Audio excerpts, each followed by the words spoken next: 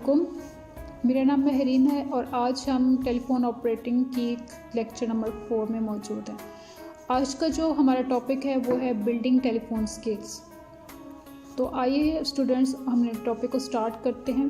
Regardless of whom you talk over the telephone, it is essential that you make a positive impression on the caller. Answering the phone call is an opportunity for you to portray a professional image as well as positive and good image of yourself, as well as your organization or place where you are working. During any business which is done in the telephone conversation, you should smile while you respond over a telephone. Stand or sit in a good posture. Use a low voice pitch.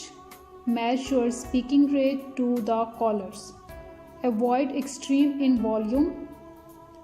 Avoid expressions such as yeah or slang. Always smile while on phone. Building telephone skills. आप इस बात को नज़रअंदाज करें कि आप phone पर किससे बात कर रहे हैं। ये ज़रूरी है कि कॉल्स करने वाले पर मुस्बत तासुर छोड़ें।